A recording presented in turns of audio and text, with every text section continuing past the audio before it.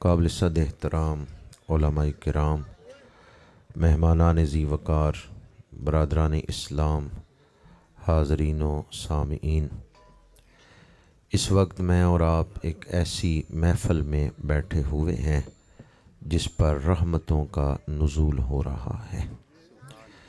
پنجابی میں کسی نے کیا خوب کہا ہے، اے رحمتاں رب اکبر دیاں نے، کہ کر کر محفلاں میرے پیغمبر دیاں نے، جدے ویڑے چ او دا ذکر ہووے، پلا کی ریساں او دے کر دیاں نے، معطر کرن باغاں دی فضا نو، او خوشبوواں او دے پیکر دیاں نے۔ ابھی نعت خوان نعت خوانی کر رہے تھے تو یوں محسوس ہو رہا تھا کہ جیسے کوئی جنتی درخت ہلا رہا ہے اور حاضرین کی جھولیوں میں جنتی پھول گر رہے ہیں۔ آج اس محفل میں شامل ہو کر ہمیں اپنے گناہ بخشوانے کا ایک موقع مل گیا ہے، مقدر چمکانے کا موقع مل گیا ہے۔ ہم کسی عامی کا ذکر نہیں کر رہے، رحمت للعالمین کا ذکر کر رہے ہیں۔ ہمارے آقا کریم شان والے ہیں تو آپ کا ذکر بھی شان والا ہے۔ یہ وہ ذکر ہے جس کو اللہ نے بلندیاں عطا فرمائی ہیں۔ وَرَفَعْنَا لَكَ ذِكْرَكَ، جو ذکر آپ سن رہے ہیں، اس ذکر میں بیماریوں کی شفا ہے، اس ذکر میں دعاؤں کی قبولیت ہے، یہ ذکر بگڑے ہوئے کام سنوار دیتا ہے، یہ ذکر ڈوبتی کشتیوں کو کنارے لگا دیتا ہے، یہ ذکر ہواؤں کے رخ بدل دیتا ہے۔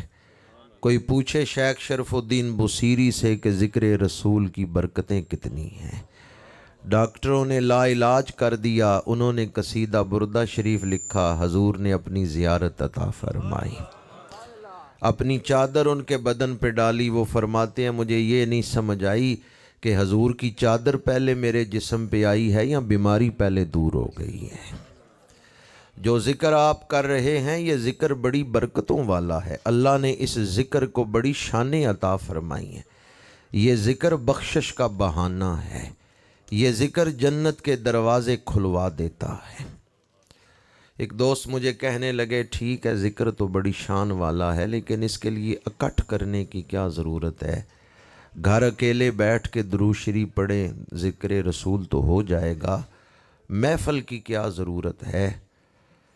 اس کے بہت سارے جوابات ہیں، یہ محفلیں شعور دین بخشتی ہیں، بہت سارے جوابات ہیں۔ ایک جواب یہ ہے کہ منڈی میں جب ڈھیری کا سودا ہوتا ہے نا تو ڈھیری کے سودے میں ناقص مال بھی اچھے مال کے ساتھ بک جاتا ہے۔ اٹھ فریدا ستیا تے میلہ ویکھن جا، مت کوئی مل جائی بخشیا تے تو بھی بخشیا جا۔ آج ہم اجتماعی حاضری پیش کر رہے ہیں، آنے والوں میں کسی ایک کی حاضری بھی قبول ہو گئی تو پوری محفل پہ ہی کرم ہو جائے گا، کیونکہ جب ڈھیری کا سودا ہوتا ہے تو پھر مال چھانٹی نہیں ہوتا، پھر ناقص سودا بھی اچھے مال کے ساتھ اچھی قیمت پر بک جاتا ہے۔ اللہ تعالیٰ اس محفل پاک کی برکتیں ہم سب کو نصیب فرمائے۔ ابھی نعت خوانی ہو رہی تھی تو بیٹھے ہم اس محفل میں منجو چک کی سرزمین پہ ہی تھے لیکن تصور مدینہ منورہ میں پہنچا ہوا تھا۔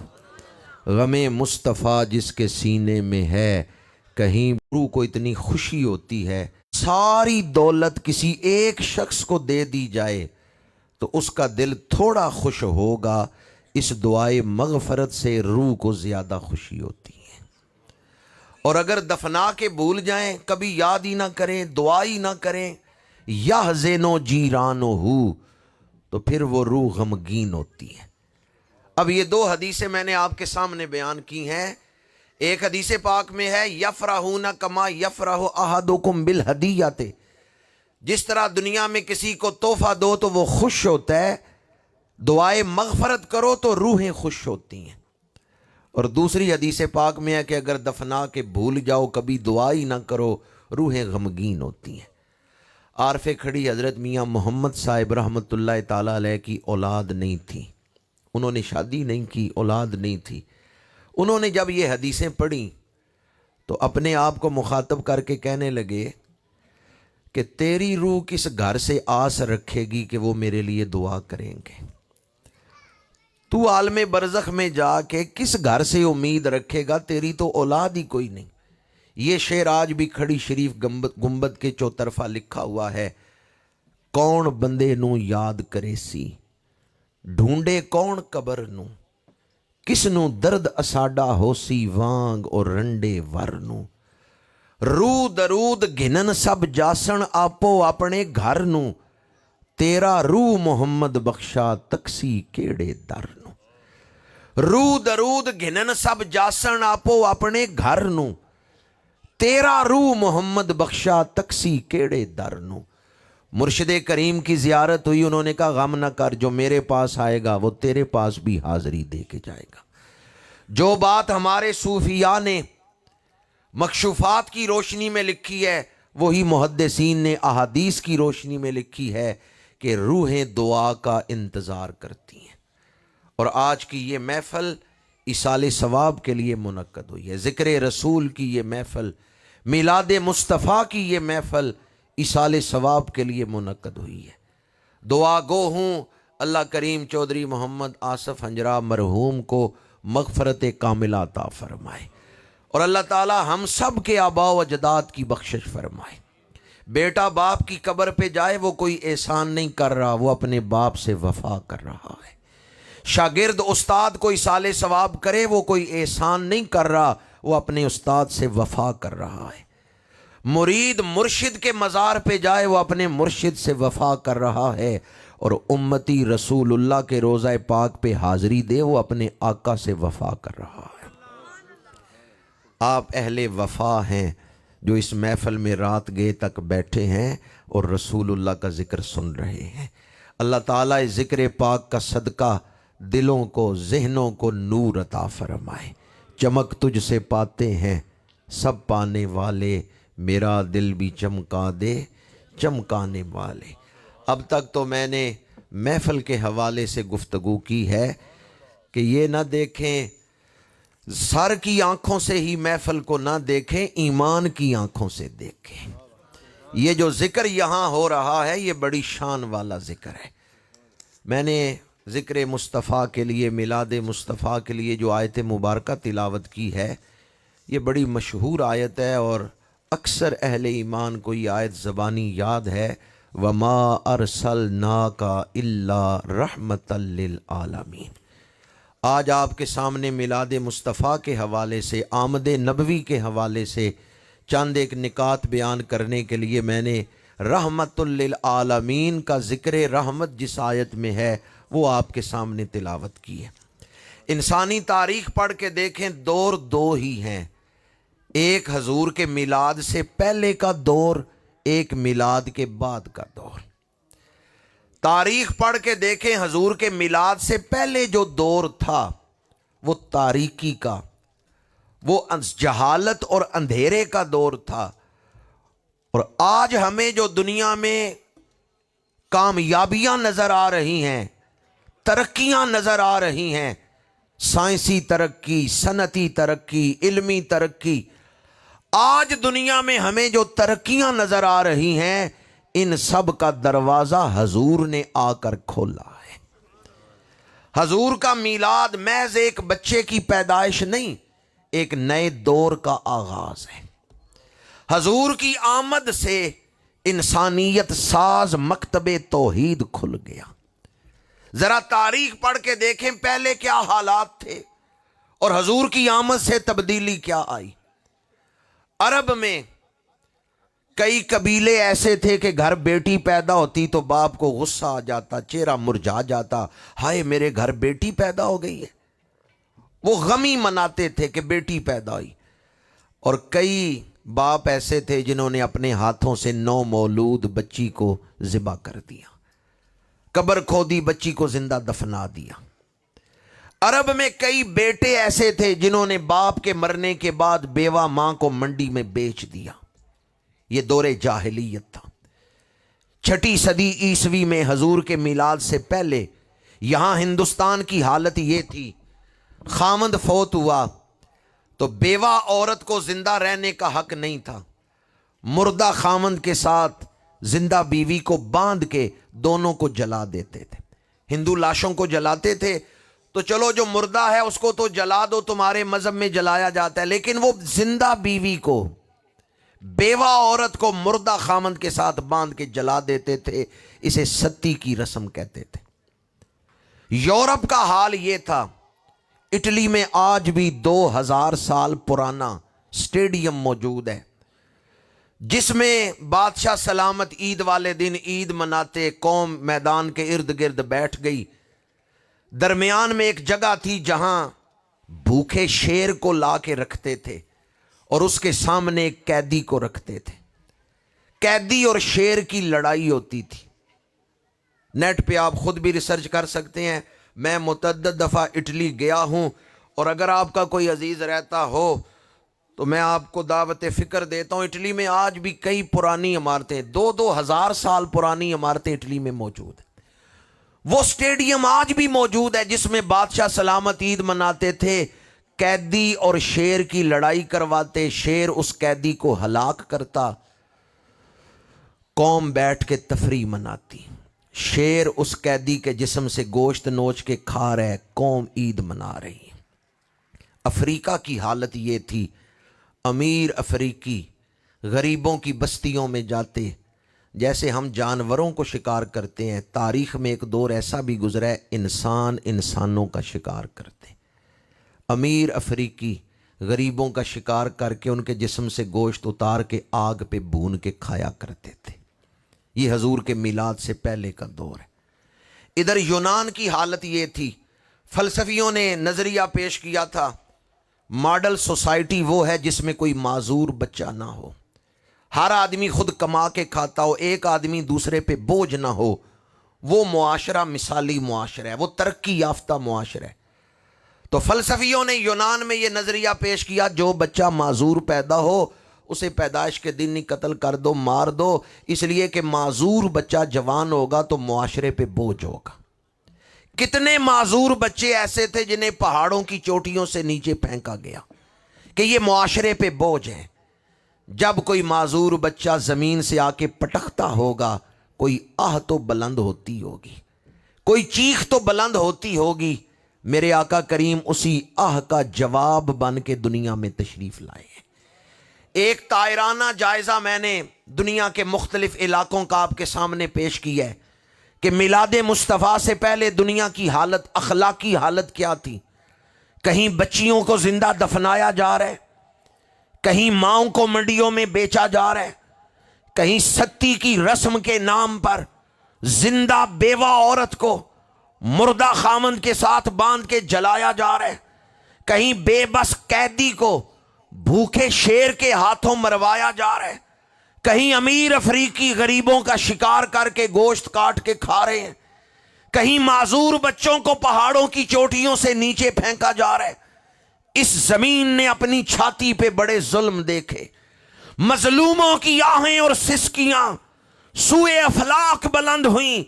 پروردگار کوئی ایسی رحمت نازل کر جو اس کا الا رحمت للعالمین، اے دنیا انسانیت کے مظلوموں، اے بیواؤں، اے یتیموں، اے بے نواؤں، اے مسکینوں، اے غلاموں، آج خوش ہو جاؤ، اللہ کا محبوب رحمت بن کے آ گیا ہے۔ وہ دیکھو نور برسا تھا، عرب کا تاجدار آیا، ملی راحت غلاموں کو، یتیموں کو قرار آیا۔ آدمی صحرا میں چل رہا ہو، بادل آ جائیں، سایہ ہو جائے، بارش برسنے لگے، مسافر کتنا خوش ہوگا۔ حضور ابر کرم بن کے تشریف لائے ہیں۔ بد اخلاقی اور ظلم کی دھوپ میں جلتی ہوئی انسانیت کے لیے حضور رحمت بن کے آئے، ابر کرم بن کے آئے۔ حضور کی آمد سے تبدیلی کیا آئی؟ پہلے بیٹیوں کو زندہ دفنایا جا رہا ہے، کئی قبیلوں میں باپ نے بیٹی کو زندہ درگور کر دیا۔ حضور تشریف لائے تو فرمایا بیٹی تو رحمت ہے، جس گھر میں بیٹی پیدا ہو رحمت کا فرشتہ نازل ہوتا ہے اور اس بچی کے سر پہ ہاتھ رکھ کے کہتا ہے جو تیری پرورش کرے گا اللہ اس کی مدد کرے گا۔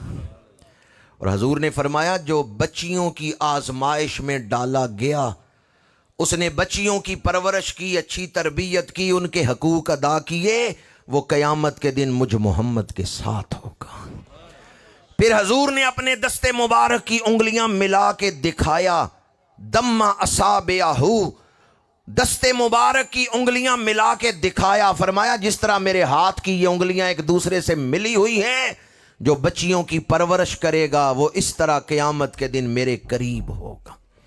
آج بچی پیدا ہو تو ہم کہتے ہیں رحمت آئی ہے، یہ کس نے بچی کی پیدائش کو رحمت بنایا ہے؟ میرے آقا کریم صلی اللہ علیہ وآلہ وسلم نے بچیوں کی پیدائش کو رحمت قرار دیا۔ اب مجھے بتائیں بچیوں کو حضور کی آمد پر میلاد منانا چاہیے یا نہیں منانا چاہیے؟ ورنہ بچیوں کو زحمت سمجھا جاتا تھا۔ میرے آقا جب مدینہ منورہ تشریف لائے تو مدینہ منورہ کی بچیاں یہ نعت پڑھ رہی تھیں، طلع البدر علینا من ثنیات الوداع وجب الشکر علینا ما دعا للہ داعی۔ یہ وہ بچیاں تھیں جنہیں پتہ چلا نا حضور تشریف لا رہے ہیں تو سہیلیاں ایک دوسرے سے کہتی ہیں چلو چل کے اللہ کے نبی کا دیدار کریں۔ یہ وہ بچیاں تھیں جو کلمہ پڑھ چکی تھیں پر ابھی دیدار نہیں تھا کیا، شوق دیدار میں اس راستے میں کھڑی ہوئی جہاں سے حضور کی سواری نے گزرنا ہے۔ سواری چڑھائی چڑھ رہی ہے، اونٹنی کا سر نظر آیا، دل کی دھڑکنیں تھم گئیں، بس دیدار کا لمحہ آن پہنچا ہے۔ سواری ایک قدم آگے اٹھائے گی ہمیں رسول اللہ کا دیدار ہو جائے گا۔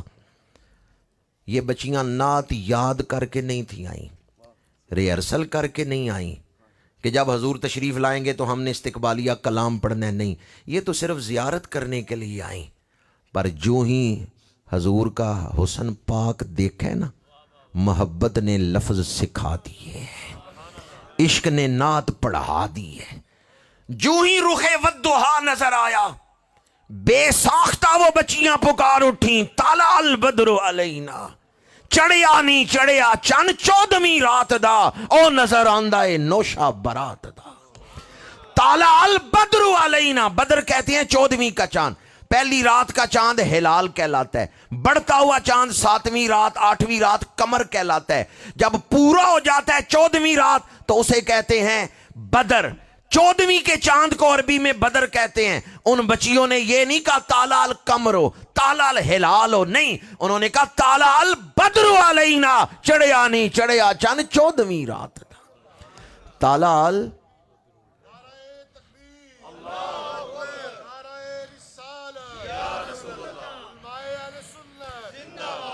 تاجدار گولڑا نے بھی بدر کا لفظ اپنے ایک کلام میں استعمال کیا ہے، مکھ چند بدر شاشانی ہے، متھے چمکدی لاٹ نورانی ہے، کالی زلف تے اکھ مستانی ہے، مخمور اکھیاں ہن مد بھریاں۔ جرمنی کا ایک شہر ہے نیورن برگ، المدینہ مسجد۔ ختم نبوت کانفرنس میں میں وہاں شامل ہوا۔ میرے میزبان دوستوں نے بتایا کہ یہ مسجد پہلے نائٹ کلب تھا، شراب خانہ تھا، اس کا جو مالک تھا وہ غیر مسلم تھا۔ جس دن اس نے کلمہ پڑھا 4 کروڑ روپے کی جگہ اس نے مسجد کو دے دی۔ یہ اس وقت 4 کروڑ تھا جب ابھی یورو 100 روپے کا تھا، اب تو وہ 4 کروڑ کی جگہ نہیں، اب تو اس سے مہنگی ہے۔ وہ نو مسلم ابھی زندہ ہے، میرے پاس اس کا فون نمبر بھی ہے۔ ایڈریس تو میں اعلان بتا رہا ہوں، ریکارڈنگ ہو رہی ہے۔ نیورن برگ شہر کا نام ہے، یہ سٹوٹگارٹ سے 200 کلومیٹر کے فاصلے پہ ہے۔ المدینہ مسجد ہے، محمد عبد الرحمن اس نو مسلم کا نام ہے۔ میں نے اس سے پوچھا تیرے کلمہ پڑھنے کا سبب کیا بنا ہے؟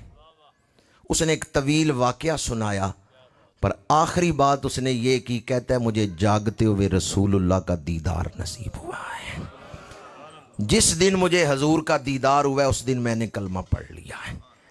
محبت آفرین ماحول تھا، میں نے کہا ذرا حضور کا حلیہ پاک تو بیان کرو کہ آپ کا حلیہ کیسا ہے۔ یقین جانی اس نے وہی حلیہ پاک بیان کیا ہے جو حدیث کی کتابوں میں لکھا ہوا ہے۔ پر ایک جملہ وہ کمال وارفتگی محبت سے کہتا تھا، وہ کہتا ہے حضور صرف سونے نہیں، بہت سونے. حضور صرف سونے نہیں. آپ کا کیا عقیدہ ہے؟ حضور سے بھی سونا کوئی اللہ نے بنایا ہے؟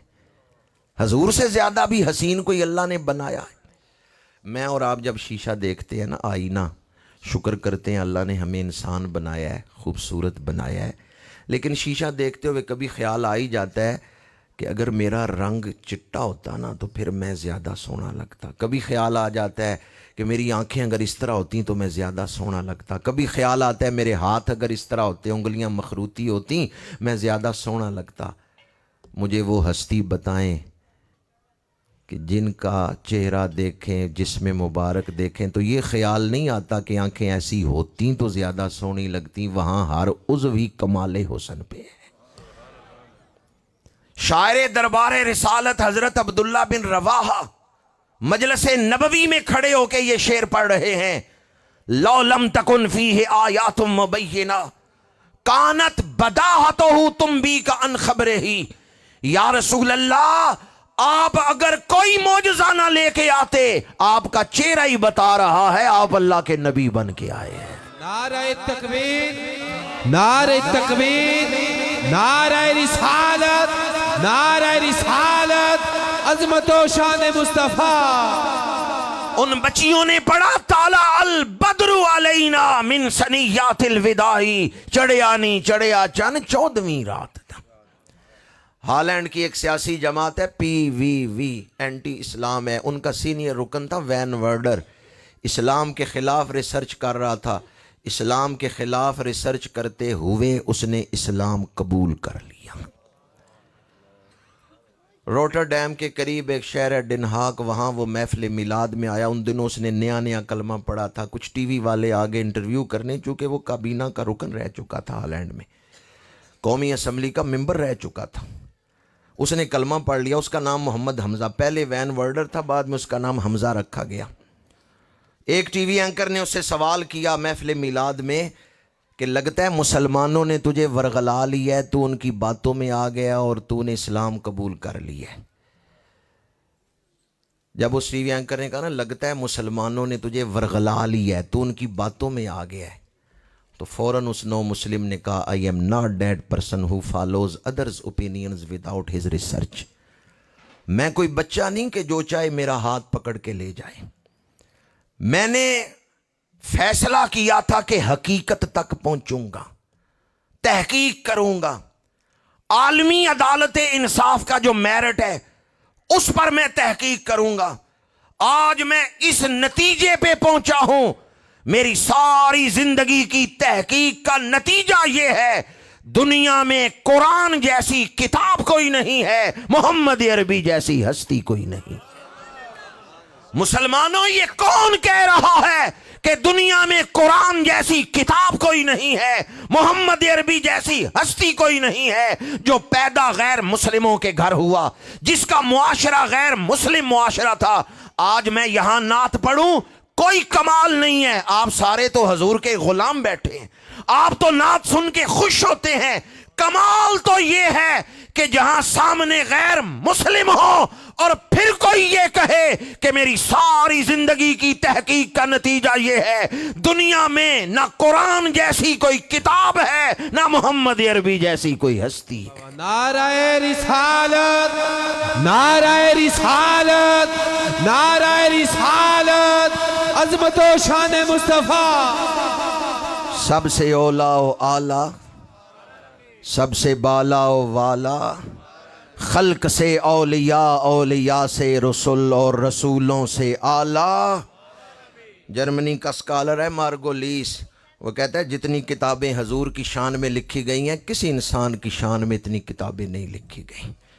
اور برطانیہ کا سکالر ہے مسٹر برفا، اس نے the making of human being کے صفحہ 57 پہ لکھا ہے کہ 6 صدی عیسوی میں دنیا جس ڈگر پہ چل رہی تھی، اگر لوگ اسی راستے پہ چلتے رہتے تو آج دنیا میں کوئی انسان نہ ہوتا، سارے ڈنگر ہی ہوتے. کوئی 2 پیروں پہ چلنے والے، کوئی 4 پیروں پہ چلنے والے. مسٹر برفا کہتا ہے انسانوں کو انسان بنایا ہے تو محسن انسانیت نے بنایا ہے، سینوں میں اخلاق حسنہ اتارے ہیں تو معلم اخلاق نے آ کر لوگوں کو اچھے اخلاق سکھائے ہیں، خدا کی پہچان کروائی تو رسول عربی نے آ کے کروائی۔ یہ جتنی بہاریں ہیں، اعلیٰ حضرت کہتے ہیں وہ سوئے لالا زار پھرتے ہیں، تیرے دن اے بہار پھرتے ہیں۔ بہار آئے تو باغ میں ہریالی آ جاتی ہے، بہار آئے تو باغ میں پھول کھلتے ہیں۔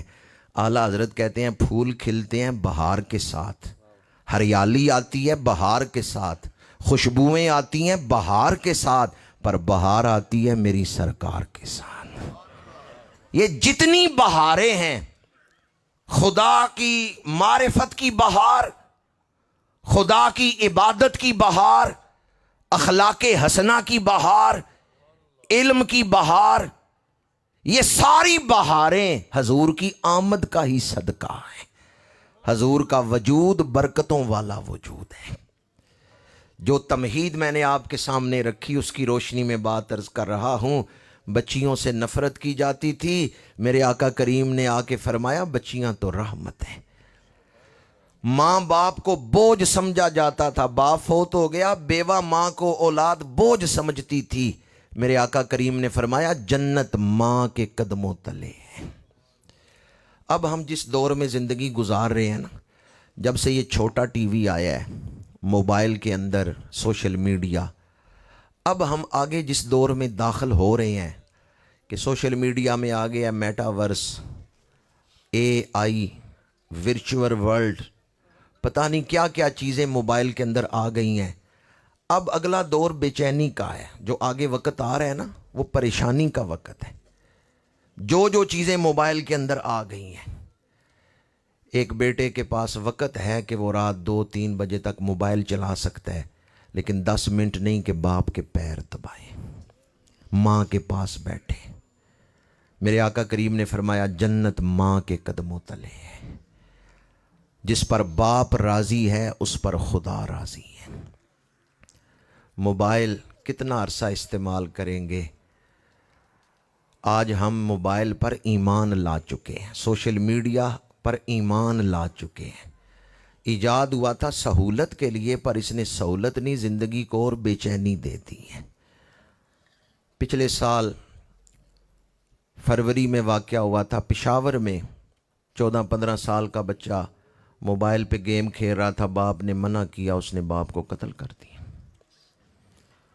اور ٹی وی پہ اس نے انٹرویو دیتے ہوئے بھی کہا، ماں آگے بڑھی، اس نے ماں کو بھی گولی مار دی، دونوں کو قتل کر دیا تھا۔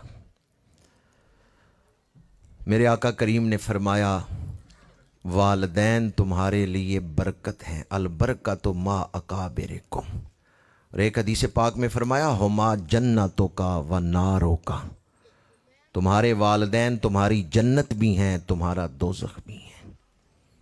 دین رشتوں کو مضبوط کرتا ہے، جو بڑوں کا ادب نہ کرے، چھوٹوں پر شفقت نہ کرے، وہ ہم میں سے نہیں ہے۔ فرمایا جو بڑوں کا ادب نہ کرے اور چھوٹوں پہ شفقت نہ کرے وہ ہم میں سے نہیں ہے۔ تو اسلام نے ہمیں اخلاق حسنہ کی تعلیم دی ہے۔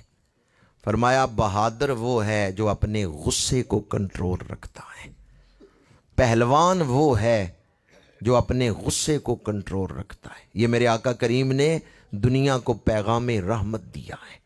حضور کی ذات بھی رحمت ہے، حضور کی تعلیمات بھی رحمت ہے۔ ادھر یونان میں بچوں کو پہاڑوں کی چوٹیوں سے نیچے گرایا جاتا تھا۔ کتنے بچے ایسے تھے جنہیں معذور ہونے کی وجہ سے مار دیا گیا کہ یہ معاشرے پر بوجھ ہیں، پر میرے آقا کریم نے فرمایا ان ضعیفوں کی وجہ سے، کمزوروں کی وجہ سے اللہ تمہیں رزق عطا کرتا ہے۔ گھر میں کوئی ضعیف ہے، کمزور ہے، وہ خود کما نہیں سکتا، تو یہ نہ سمجھنا کہ تم محنت کر کے کما رہے ہو اور اس ضعیف کو یا معذور کو کھلا رہے ہو۔ فرمایا انکم سترزقون بدعفائکم، ان ضعیفوں کی وجہ سے رب تمہیں رزق عطا فرما رہا ہے۔ تو میرے آقا کریم نے رشتوں کو مضبوط کیا، ہمدردی سکھائی، اخلاق حسنہ سکھائے۔ اپنا دکھ تو ہر کوئی محسوس کرتا ہے، کمال انسانیت یہ ہے کہ دوسروں کا دکھ محسوس کیا جائے۔ وما ارسلناک الا رحمۃ للعالمین۔ اب تک میں نے آپ کے سامنے تمہید کے حوالے سے ہی گفتگو کی کہ حضور سراپا رحمت بن کے تشریف لائے، اور آپ کی آمد سے تبدیلی آئی ہے، آپ کی آمد سے ہی معاشرے میں بہاریں آئی ہیں۔ جس طرح آپ کی ذات رحمت ہے، اسی طرح آپ کی بات بھی رحمت ہے۔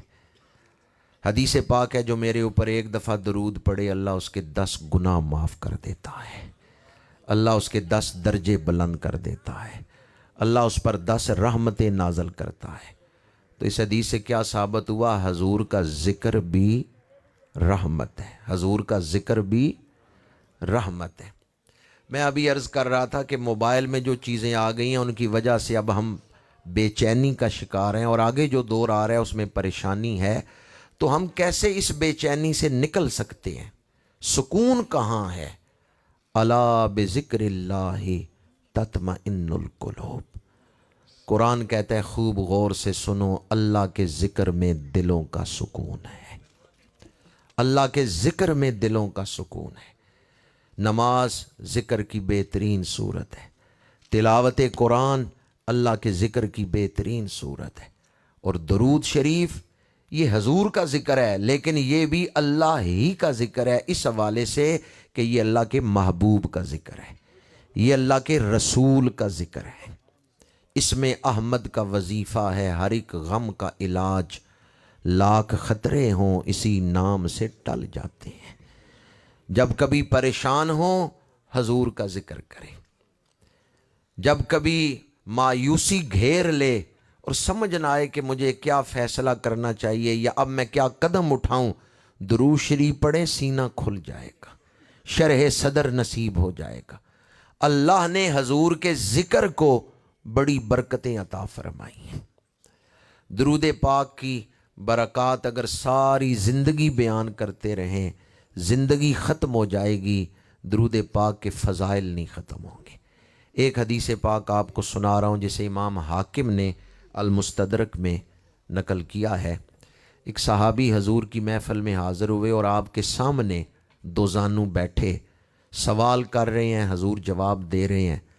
تھوڑی دیر کے بعد ایک اعرابی آیا، مسجد کے دروازے پہ کھڑے ہو کے اس نے عرض کیا، یا رسول اللہ صلی اللہ علیہ وسلم، یہ جو صحابی آپ کے سامنے بیٹھے ہیں اور دینی مسائل پوچھ رہے ہیں، یہ میری اونٹنی چوری کر کے لائے ہیں، یہ جس سرخ اونٹنی پہ بیٹھ کے آئے ہیں یہ میری ہے اور یہ چوری کر کے لائے ہیں۔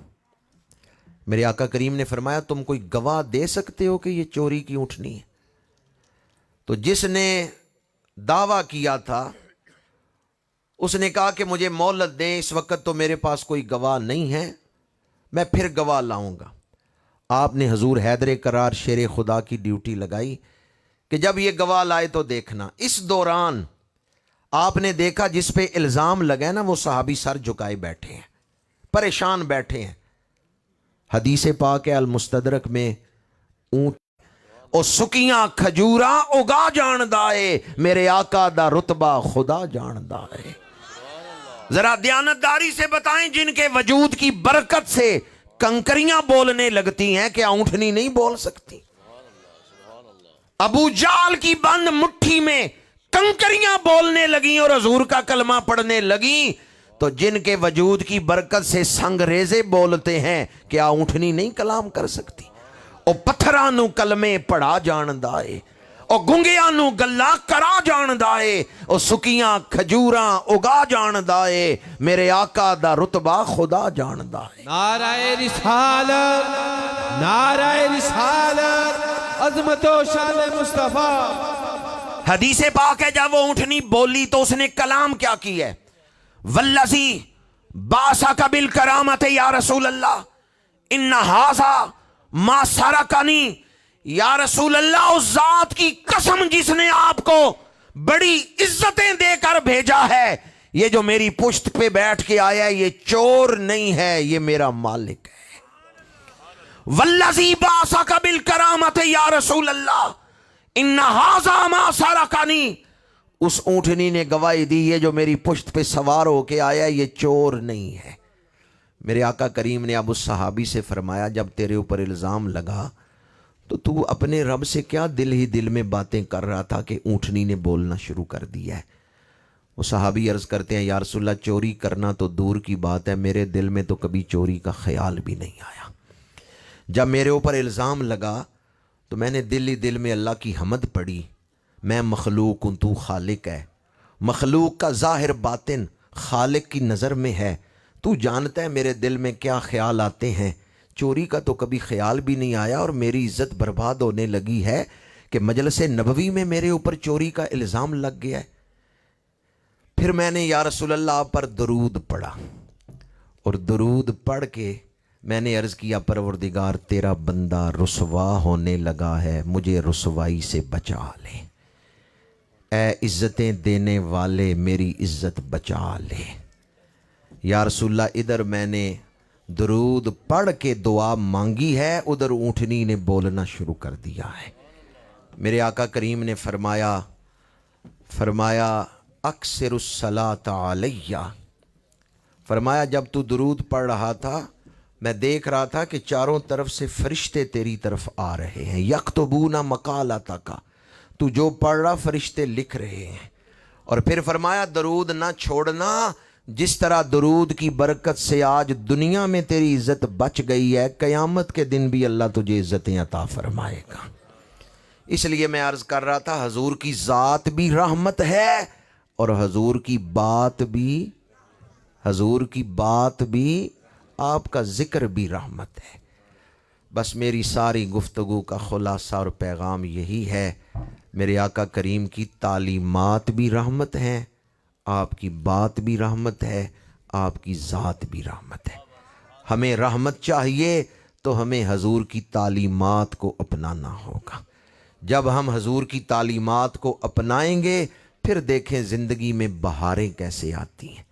जब मैं कहता हूँ इलाही मेरा हाल देख, हुक्म होता है तू अपना नामाए आमाल देख। आज की ये महफ़ल ज़िक्र रसूल की महफ़ल हमारे लिए नई दीनी ज़िंदगी शुरू करने का नुक्ता आगाज़ बन सकती है अगर आप इसे महज़ रस्म समझ के ना सुने बल्कि अपने दिल में जगह दें। अल्लाह ताला इस महफ़िल पाक की बरकत से हमें आइंदा सारी ज़िंदगी ज़िक्र रसूल की बरक़ात नसीब फरमाए। इश्क़ रसूल, अदब रसूल और इत्तिबाए रसूल की तौफ़ीक़ अता फरमाए। इस बात पर यकीन कामिल रखें कि हमारी कामयाबी हजूर की इत्तिबा में है। जो ख़बरें अल्लाह के रसूल ने दी हैं वही सच्ची हैं। ये बात इसलिए आपके सामने बयान कर रहा हूँ कि ये महफ़िलें शऊर दीन बख्शती हैं, ईमान बचाने का ज़रिया बनती हैं। सोशल मीडिया पे कई ऐसे हमले होते हैं जो हमारे अंदर वसवसे पैदा करते हैं। वैसे इस वक्त आलमी सतह पे इस्लाम के ख़िलाफ़ कई साजिशें हो रही हैं, वसवसे दिलों में पैदा किए जाते हैं। आप यकीन रखें ख़बरें वही सच्ची हैं जो अल्लाह के रसूल ने दी हैं। मदीना मुनव्वरा में फ़तह मक्का की तैयारी हो रही थी तो यहाँ से एक औरत, बूढ़ी औरत जासूसी का ख़त ले के निकली मक्के वालों को ख़बर देने के लिए कि हजूर लश्कर लेके आ रहे हैं। वो औरत एक काफ़िले के साथ सफ़र कर रही है। मेरे आका करीम ने मौला अली शेर खुदा हजूर हैदर कर्रार करमल्लाहु ताला वजहुल करीम को बुलाया और फरमाया अली इस रास्ते पे जाओ, बिलाल को साथ ले जाओ, फ़लाँ फ़लाँ सहाबी को साथ ले जाओ। मकाम खौखा पे एक काफ़िला मिलेगा, उसमें बूढ़ी औरत है, ऊँटनी पे बैठी है, उसके पास जासूसी का ख़त है, वो वापस लेके आओ। 4 ख़बरें हजूर ने दी हैं। मुलाकात कहाँ होगी? खौखा के मकाम पर। औरत बूढ़ी है, ऊँटनी पे बैठी है और उसके पास जासूसी का ख़त है। मौला अली चंद सहाबा के साथ उसी रास्ते पे सफ़र करते हुए जब मकाम खौखा पे पहुँचे, काफ़िला नज़र आ गया, बूढ़ी औरत नज़र आ गई। आपने उसको गिरफ्तार किया, पूछा तेरे पास ख़त है, निकालो। اس نے قسمیں اٹھائیں میرے پاس کوئی خط نہیں۔